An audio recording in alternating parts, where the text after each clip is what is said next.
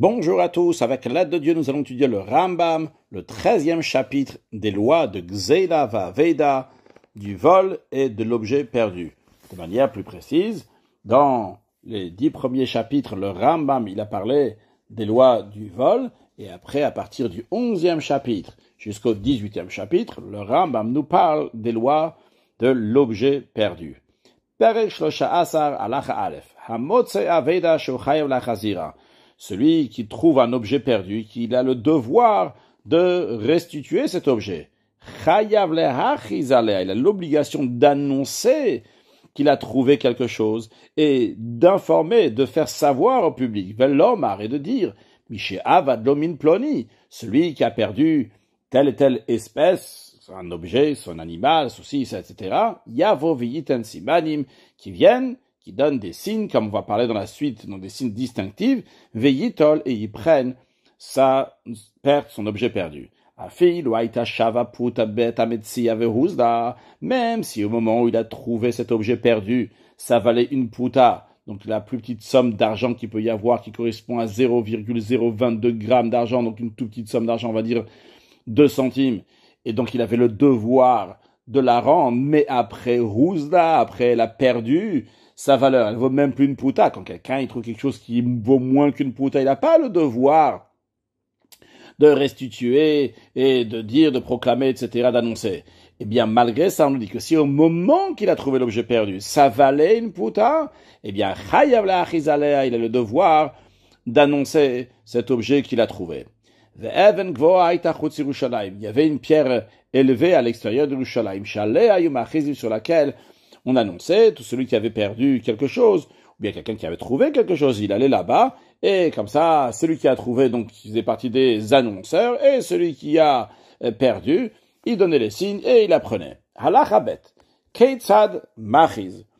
Comment celui qui a trouvé un objet, il annonce? Eh bien, Imatzamaot, si ce qu'il a trouvé, c'est de l'argent, Machiz, il annonce, Mishe Avadomad Bea, celui qui a perdu une pièce, qui vient et qui donne des signes, on va lui donner, Vechen Machiz, de même, s'il a trouvé un vêtement, il va annoncer, Mishe Avadoksut, celui qui a perdu un vêtement, qui vient et qui donne des signes, on va lui donner, Oh Behema, de même s'il a trouvé un animal, au Shtarot, ou bien des documents, il va dire, celui qui a perdu un animal ou des documents, Yavo Veitan Siman Veitol qui viennent, et qu'on va lui donner des signes, et on va lui donner Veitol de manière plus précise, donc il va prendre.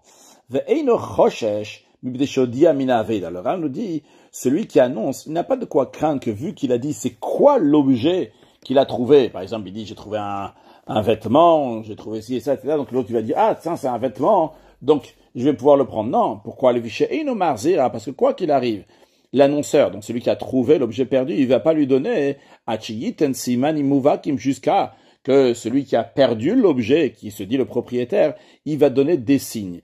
Ces signes-là doivent être mouvakin. Dans la suite, on va voir plusieurs fois cette expression de mouvakin, qui veut dire donc des signes distinctifs, caractéristiques, c'est-à-dire qu'ils ont un caractère bien précis.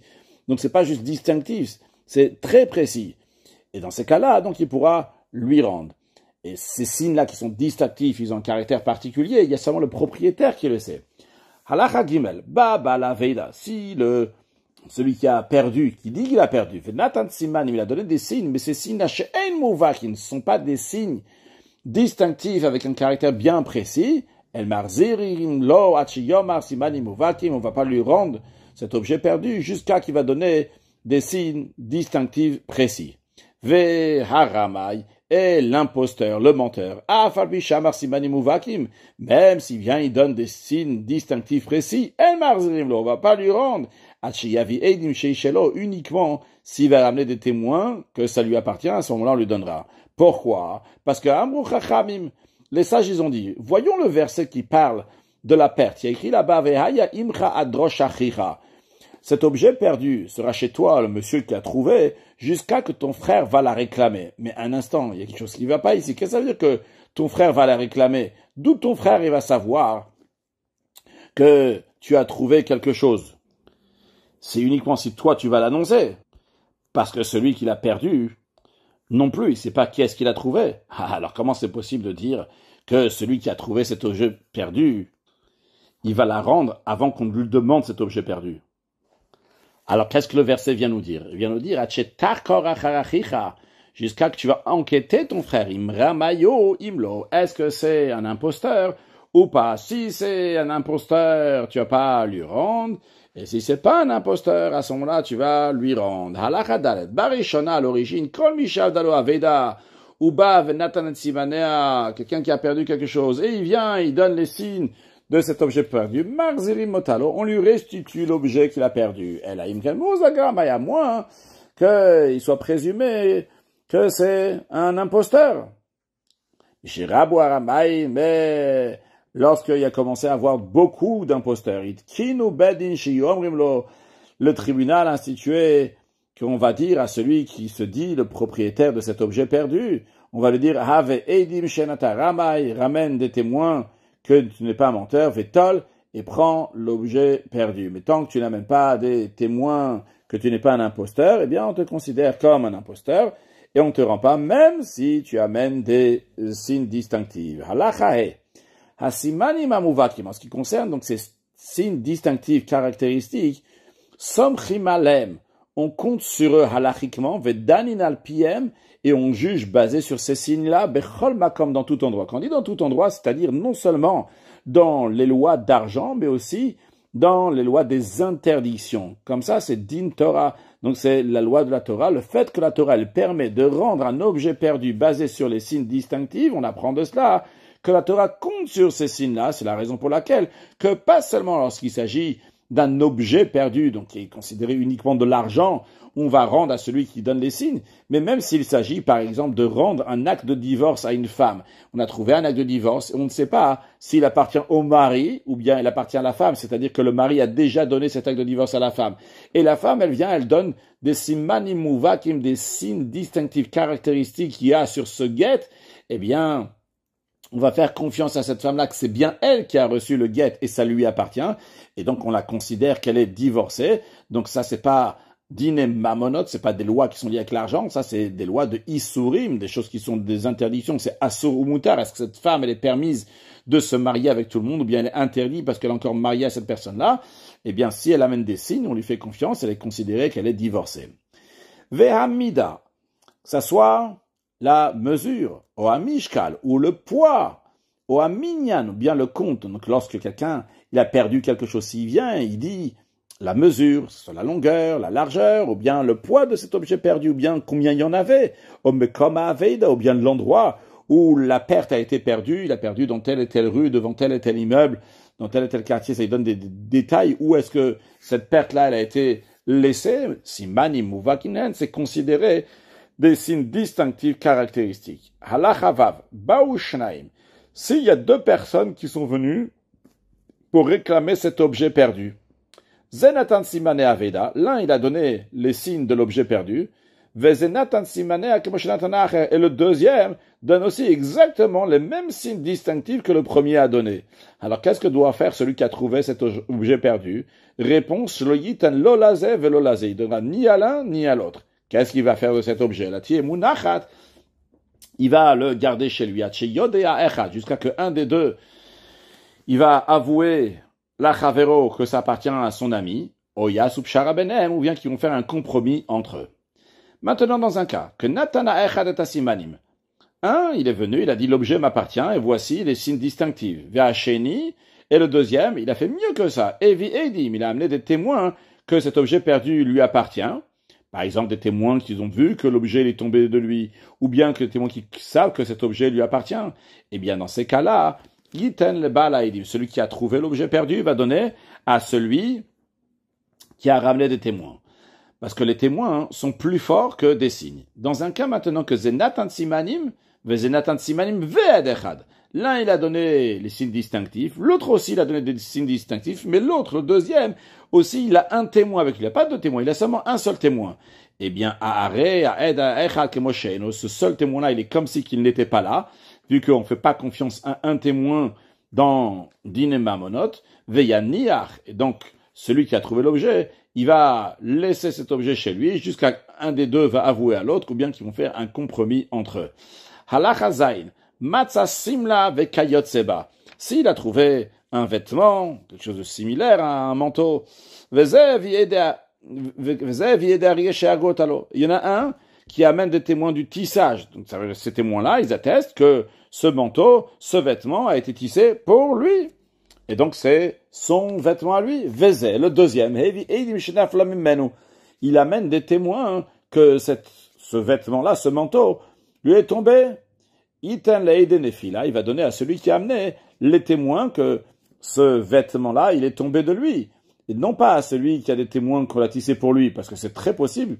En effet, les premiers témoins disent quelque chose qui est tout à fait vrai, qu'on a tissé ce vêtement-là pour le premier, mais c'est tout à fait possible que le premier a vendu ce vêtement, ce manteau, après au deuxième, et c'est comme ça que le manteau, il est arrivé chez le deuxième, qu'il y a des témoins qui disent que le manteau, ce vêtement, il est tombé du deuxième. Maintenant, dans un cas, s'il a trouvé une cape, un talit, on a l'habitude donc de s'envelopper avec le talit. Alors juste avant qu'on continue, juste à savoir que la manière qu'on s'enveloppe avec le talit, en tous les cas comment c'était à l'époque, imaginons un talit qui a une largeur de 1,50 m sur 3 mètres. Alors la manière comment il va être mis, c'est que de la tête aux pieds, on va mettre la largeur, les 1,50 m, ils vont commencer du côté de la tête et aller vers les pieds de la personne. Et les 3 mètres, ils vont entourer la personne. Donc ça va aller de droite à gauche, de gauche à droite. Donc ça va entourer son corps de devant et de derrière. Donc la longueur, elle est sur la largeur du corps de la personne et la largeur, elle est sur la longueur du corps de la personne. Maintenant, Zenatan Midat Orka. Il y en a un qui a donné la mesure, donc la taille de la longueur du vêtement. Il y a tant et tant de centimètres. Il a dit ça fait 3 mètres de longueur. Zenatan Midat Drorba. Et l'autre, il a donné la taille de la largeur du vêtement, 1,50 m. Iten le Mishinatan Midat Orka. On va donner le vêtement à celui qui a donné la taille de la longueur. Pourquoi? Pourquoi c'est plus fort celui qui a donné la taille de la longueur? Parce qu'en ce qui concerne la largeur, c'est facile. Parce que chez Efsha, chez Isha et Aramai, c'est possible que l'imposteur va évaluer Midat Drorba, la taille de la largeur, lorsque le propriétaire était en train de s'envelopper avec, vu que tu peux très bien voir, tu marches derrière quelqu'un, et tu vois donc la taille du talit de cette cape-là, comme du haut vers le bas, depuis la tête de la personne jusqu'à ses pieds, elle fait environ combien? Tu peux savoir ça plus facilement que le vêtement qui est enroulé, qui entoure le corps de la personne, la personne prend donc un peu comme ça sur ses bras de chaque côté, donc la longueur du vêtement, tu sais pas exactement c'est combien. Donc la longueur, c'est plus dur à la savoir que la largeur. Maintenant, dans un cas, que Zenatan Midat Orka Verorba, que il a donné la taille aussi bien de la longueur et la largeur, et l'autre, il a donné la taille, il n'a pas donné la taille, il a donné le poids. Dans ces cas-là, il va donner à celui qui a su préciser le poids, parce que le poids, c'est un signe distinctif plus précis que ce qui concerne donc la longueur et la largeur. C'est plus difficile d'avoir ce renseignement-là du poids du vêtement. Maintenant, dans un cas, que c'est Nathan Midat Orka Verorba, il a dit, la longueur c'est 3 mètres, la largeur c'est 1,50 m, et Vezenatan Midataim Riot Sheba. Et l'autre, il a dit, je sais que la taille de tout le vêtement, ça veut dire en tout, tu vas prendre tout le vêtement, ça va faire 4,50 m. Mais il ne sait pas dire que la longueur c'est 3 mètres et que la largeur c'est 1,50 m. Eh bien, Iten Nathan Midat Orka Verorba, il va donner à celui qui a donné la taille exacte de la longueur, la taille exacte de la largeur, parce que c'est un signe qui est plus distinctif. Halachachet, Barishona, à l'origine, c'est-à-dire à l'époque, il y avait le Bet Hamikdash, le temple. Kol Mishematza Aveda, tout celui qui avait trouvé un objet perdu. Ayam Machizalea, il l'annonçait à Yerushalayim pendant les Shlosha Regalim, pendant les 3 fêtes, donc à Pesach, à Shavuot et à Sukkot. C'est pas suffisant qu'il va annoncer uniquement à une des fêtes, parce que c'est possible que celui qui a perdu cet objet-là, il n'a pas pu venir à une des fêtes à Yerushalayim. Par contre, si il annonce donc 3 fêtes, alors c'est sûr et certain qu'il n'a pas eu un cas de force majeure, celui qui a perdu cet objet-là 3 fois. Donc on dit sûrement il est venu une fois. Comment il annonce? Regal Rishon, lors de la première fête, imaginons qu'il a trouvé ça donc à Purim. Et quand ça arrive après la fête de Pessah, donc c'est sa première fête, il arrive donc à la première fête pour annoncer Omer Rishon. il va annoncer que c'est la première fête qu'il annonce cet objet perdu. Pourquoi on fait ça? Pour pas fatiguer le propriétaire de cet objet-là de revenir tout de suite à Yerushalayim, parce qu'il sait que lorsqu'il va rentrer chez lui, là-bas il pourra voir tranquillement s'il a vraiment perdu cet objet-là, et il sait qu'il y a encore une occasion pour le redemander à l'autre fête. Sheini, la deuxième fête. Omer Sheini, celui qui a trouvé l'objet, il annonce que c'est la deuxième fête qu'il est en train d'annoncer. Shlishi, quand ça arrive la troisième fête, Machistam, juste il annonce sans préciser que c'est la deuxième ou troisième. Pourquoi? Parce que le mot Sheini et le mot Shlishi s'entendent la même chose. Quand on a un brouhaha, il y a plein de gens qui parlent, il y a des gens qui annoncent. Shlishi, Sheini, t'entends un peu la même chose. Tu sais pas, c'est Sheini, Shlishi qu'on est en train de dire. Donc, quand c'est Sheini, celui qui va entendre I comme ça, il va savoir que c'est Sheini. S'il n'entend pas qu'on dit que c'est telle et telle fête, eh bien, il n'entend pas ni première ni deuxième, il sait que, automatiquement, c'est la troisième. En tous les cas, après la troisième fête qui fait ça, eh bien, pendant les 7 jours après, eh bien, Machis Pam Revit, il va annoncer une quatrième fois. Pourquoi pendant ces 7 jours-là, il annonce pour que celui qui a entendu ça juste après la fête, ou pendant la fête, il va aller chez lui à la maison. On va évaluer que pour aller chez lui à la maison, ça met 3 jours. Là-bas, il va chercher dans ses ustensiles, dans ses vêtements, dans ses affaires, s'il a perdu cet objet-là. Ça va lui mettre encore 3 jours pour revenir si, en effet, il a perdu cet objet-là. Et il va retrouver cet annonceur qui a trouvé l'objet, qui est encore en train d'annoncer le 7e et dernier jour, et il va dire, voilà, ça c'est ma perte, et les signes sont tels et tels. Halachatet, jusqu'à présent, ce que le Ram nous a dit dans Halachatets de Barishona, c'était à l'origine, quand il y avait le Beth Amikdash. C'est là-bas qu'on faisait les annonces 3 fois par an, mais Mishecharav Beth Amikdash, depuis que le temple a été détruit, et donc les Juifs ne vont plus 3 fois par an au temple. Alors où est-ce qu'on va faire cette annonce? Itkinu, le sage institué, Shiumachizim Bateknisiat ou Batemidrashot, qu'on va annoncer dans les synagogues et les lieux d'études. Après, Michel Rabou Anassim, lorsque les extorqueurs se sont fait nombreux, Ve'amrou, il disait que Hametzi Hashamalach, il disait, si quelqu'un a trouvé quelque chose, ça doit aller au trésor du roi. Alors, si quelqu'un il va annoncer à la synagogue, au lieu d'études, qu'il a trouvé quelque chose, l'extorqueur il va dire, hey, ça il faut donner au roi. Donc, le propriétaire de l'objet a vraiment perdu l'objet, il va jamais l'avoir à nouveau. Donc, il faut pas annoncer. Alors, qu'est-ce qu'on fait? Hitkinu. Les sages ont institué, chez Modia, les Shrenavum Yudav, qui va informer ses voisins et ses connaissances, Vedayo, et par cela, il est quitte d'avoir annoncé. Halacha Yud, maintenant, dans les cas où il a annoncé, à l'époque il n'y avait pas d'extorqueur, Odia, ou bien, il a informé à ses voisins, et à ses connaissances, dans l'époque où il y avait des extorqueurs. Velobao, et ils ne sont pas venus les propriétaires pour demander l'objet perdu. Eh bien, eh bien, cet objet trouvé va rester chez lui, celui qui l'a trouvé, jusqu'à que le prophète Élie va venir et dire qui est le propriétaire. Et à savoir que tant que cet objet perdu se trouve chez lui, chez le trouveur, s'il a été volé ou bien il a été perdu, il est responsable. S'il y a un cas de force majeure, pato, il est exempté. Pourquoi? Le principe, il est que quelqu'un qui garde un objet perdu, c'est comme un gardien qui est payé pour garder, un gardien qui est rémunéré. Pourquoi? Mais chez Osek Bemidza, où ici, qu'est-ce qu'il gagne ici? Un gardien qui est rémunéré, il gagne de l'argent. Qu'est-ce qu'il gagne ici, ce Shomer Aveda, celui qui garde cet objet perdu? Eh bien, vu qu'il est en train de faire une mitzvah, donc Nifta Mikama Mitzvata, il est exempté de plusieurs commandements positifs. Kozman Shosek Bishmirata, tant qu'il est en train de la garder. C'est-à-dire, ça ne veut pas dire que du moment où il a trouvé quelque chose jusqu'à la fin de sa vie, il ne doit pas faire des mitzvot positives. Mais il y a certaines mitzvot positives qu'il va pouvoir s'acquitter. Imaginons par exemple qu'il est en train de s'occuper d'une mitzvah. La mitzvah de s'occuper de l'objet perdu, par exemple, qu'on va voir dans la suite, il est en train de le secouer ou quoi que ce soit. Il y a quelqu'un pauvre qui vient et lui demande de l'argent. Eh bien, il s'est exempté de donner de l'argent aux pauvres ou du pain aux pauvres vu qu'il est en train de faire une autre mitzvah. Parce que le principe, il est que Osek ve mitzvah, pas tomina mitzvah. Celui qui fait une mitzvah, il est exempté d'une autre mitzvah. Donc, c'est le fait qu'il s'occupe de la mitzvah de garder la perte, eh bien, il est exempté d'autres mitzvot. Donc il a un sachar ici, il a un salaire, donc il est comme le shomer sachar. C'est quoi les lois du shomer sachar, du gardien qui est rémunéré? On l'a donné quelque chose à garder, on le paye pour ça.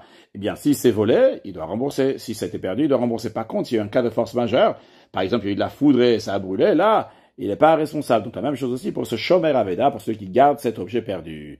Halacha yudalev, tzarich levaker et aveda. Il faut voir, littéralement, visiter la perte ou le vodka et l'examiner, voir si elle a besoin qu'on l'entretienne. Pour pas qu'elle va se perdre, pour pas qu'elle va se détériorer, se périsse d'elle-même. Car la Torah dit, il va chez Votolo, la Torah dit, tu vas lui rendre à lui. Pourquoi il y a besoin de dire ça? Il y a déjà écrit avant, que cet objet sera chez toi jusqu'à que ton frère va le réclamer. Donc on sait que quand ton frère va venir la réclamer, tu vas lui rendre. Pourquoi il y a écrit va chez Votolo, tu vas lui rendre? Évidemment que tu vas lui rendre. Eh bien, on apprend de ce verset-là, on vient nous dire ici, examine, regarde comment tu vas lui rendre. Tu dois lui rendre cet objet-là de manière qu'il va pas avoir de perte. S'il va avoir une perte, c'est pas considéré rendu. Keitzad commence là, s'il a trouvé un vêtement en laine menar, il faut la secouer tous les 30 jours. Pour pas que ça va se faire manger par des petites bestioles et le vêtement va se détériorer. Lorsqu'il va la secouer, pas avec un bâton, que le bâton risque de déchirer ce vêtement. Il doit le secouer gentiment. Il ne doit pas le secouer non plus à deux, que chacun il tire comme ça de chaque côté, et ça risque de s'abîmer. Donc, une personne, il va secouer gentiment. Et il va étendre donc, ce vêtement en laine sur le lit, sur le fauteuil, uniquement pour la nécessité de ce vêtement-là qui a besoin d'être aéré et pas se détériorer, mais non pas pour la nécessité du vêtement, et aussi comme ça, en même temps, lui, il en profite comme ça pour embellir sa maison avec.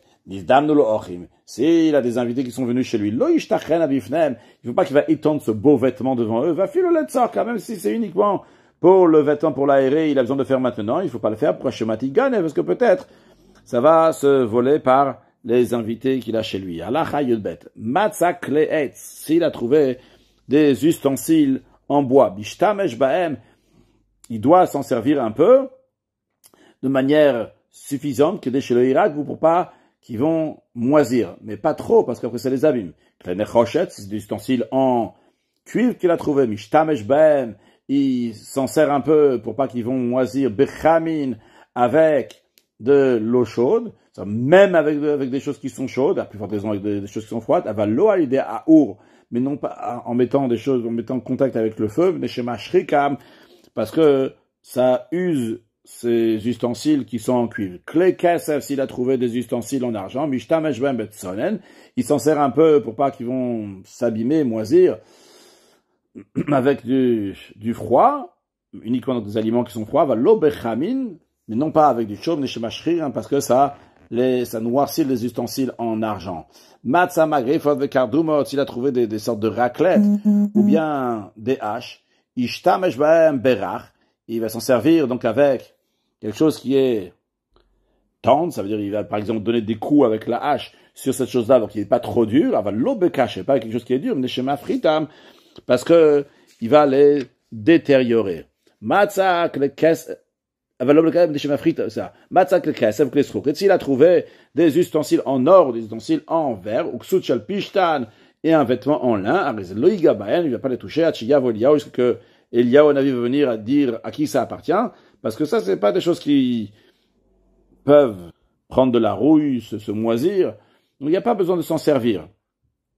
Et en ce qui concerne donc le vêtement en lin, il risque de se déchirer s'il va s'en servir. Le Ram rajoute à la fin que tout ce qu'on vient de dire ici, en ce qui concerne un objet perdu, que celui qui l'a trouvé doit s'en occuper bien pour qu'on va lui rendre en bon état au propriétaire, eh bien c'est la même chose aussi.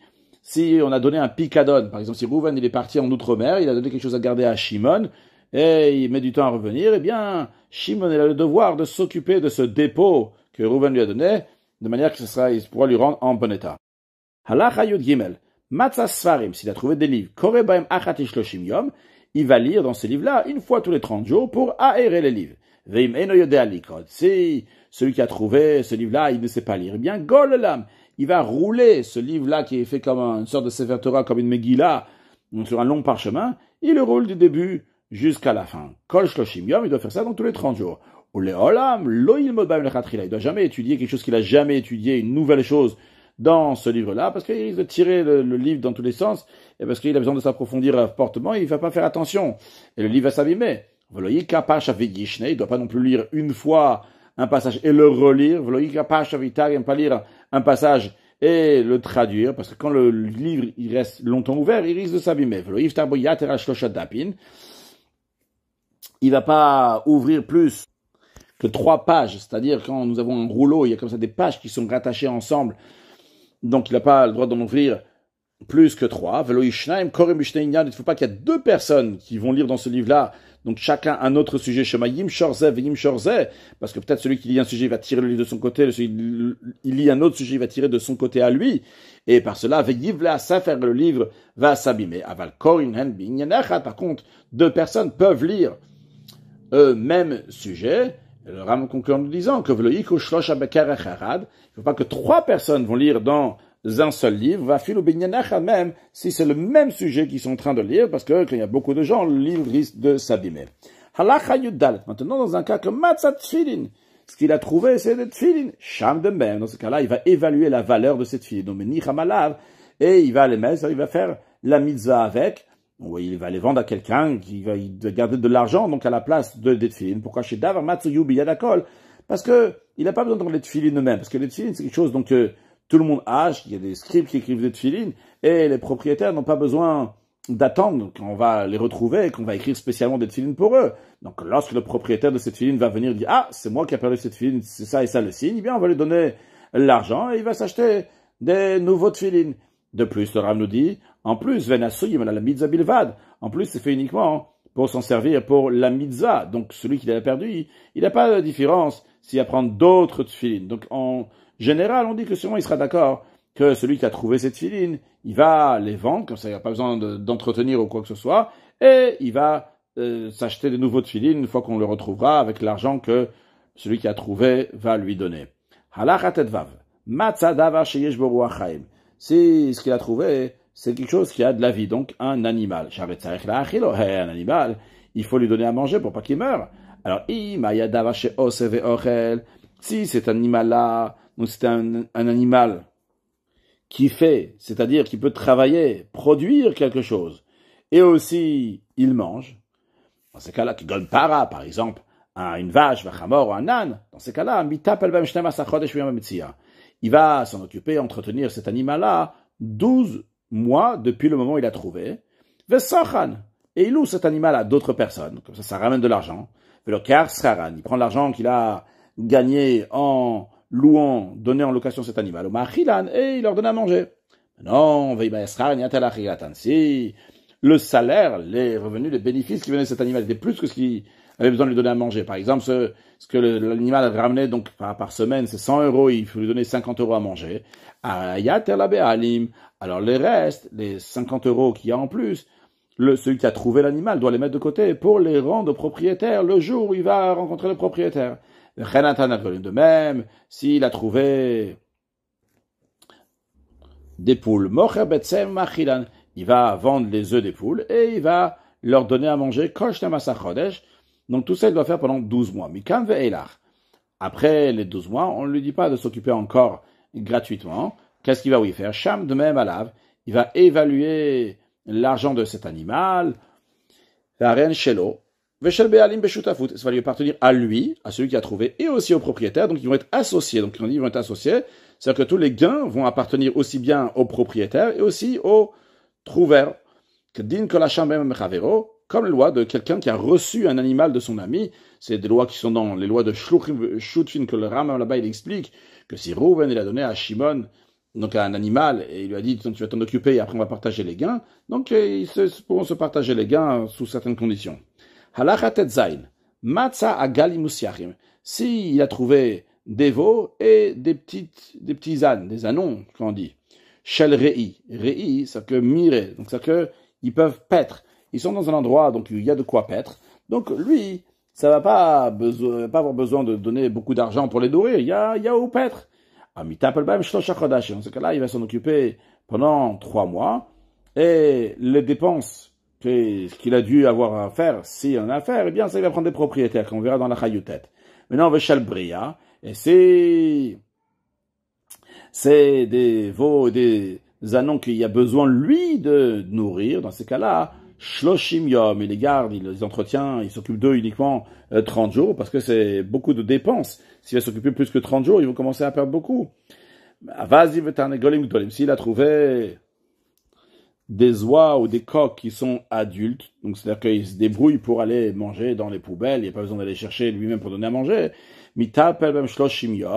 Il s'occupe d'eux pendant 30 jours. Maintenant, s'il a trouvé matzaktanim, si c'est les oies et les coqs qu'il a trouvés, donc ils sont petits, donc ils ne savent pas se débrouiller pour trouver leur nourriture, et c'est lui qui doit leur donner à manger. Le principe, donc c'est toute chose que l'entretien va coûter plus que le salaire, plus que ça ramène. Dans ce cas-là, il s'occupe d'eux uniquement en 3 jours. Mikan ve'elach. Après ça, donc dans toutes les manières qu'on a dit avant, quand c'est passé après le temps, que ce soit 12 mois, que ce soit 3 mois, que ce soit 1 mois, que ce soit 3 jours, mochan bebedin, il les vend au tribunal. Quand il dit il les vend au tribunal, c'est pas que le tribunal va les acheter, c'est qu'il les vend avec l'accord du tribunal. Parce que s'il va les acheter pour lui-même, on va dire, hey, il s'est les acheté comme ça à bon prix.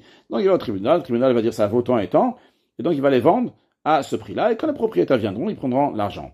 Vechen, de même, perot shetrilu le'achiv. Si quelqu'un a trouvé des fruits, mais ces fruits-là commencent à pourrir, hey, il faut les vendre, parce que s'il ne va pas les vendre, le propriétaire va totalement perdre ces fruits-là, il n'aura plus rien du tout. Les kayet sebem, ou des choses comme ça, eh bien, mocham bebed, il les vend au tribunal, c'est donc pas avec l'accord du tribunal. Halakha yudzayin. Ma yasu bedamim. Non, dans le cas où, en effet, ils ont vendu ce que la personne elle a trouvé. Donc maintenant, cette personne-là, ce trouveur, il a de l'argent qu'il doit rendre un jour au propriétaire lorsqu'on va trouver le propriétaire. Qu'est-ce qu'il va faire avec cet argent? Inaton la motze. On va la donner à celui qui a trouvé la perte. En attendant, il a le droit de s'en servir. Mais les filles, c'est la raison pour laquelle, vu qu'il a le droit de se servir cet argent-là, imnensu, il y a eu un cas de force majeure. Ça ne change pas maintenant pourquoi. Il peut y avoir un tremblement de terre, il peut y avoir une inondation, ou tout simplement, le Rav nous dit que Gunsheta fan Gais. Donc il y a des soldats armés qui sont venus, une troupe, et ils ont pris cet argent-là. Impossible pour lui de faire quoi que ce soit contre Tavoubayam, bien qu'ils sont noyés dans la mer. Et ça, il était dans un bateau, il y a eu une tempête, c'est tombé dans la mer. Chayev le Shalem, il a le devoir de rembourser l'argent au propriétaire. Même s'ils n'ont pas servi pour de l'argent. Mais vu qu'il a le droit de s'en servir, ils sont considérés chez lui comme si on lui avait prêté cet argent-là. Attention, la Chayutrep, le Ram nous dit, dans quel cas ça s'applique que le trouveur il a le droit d'utiliser l'argent? C'est bidmea veda, dans l'argent de l'objet qui a été trouvé. Il a trouvé un objet perdu, et il a après vendu avec l'accord du tribunal, et cet argent-là, c'est lui qui la garde pour le propriétaire le jour où il va le rencontrer. Oh, il est venu t'appelle bas, vu qu'au début, avant d'avoir vendu, il s'est occupé de cette perte-là. C'est la raison pour laquelle on lui dit, écoute, tu es bien occupé de cette perte-là, on va te donner la possibilité d'utiliser cet argent de la perte, de l'objet perdu que tu as vendu. Oh, ta veida.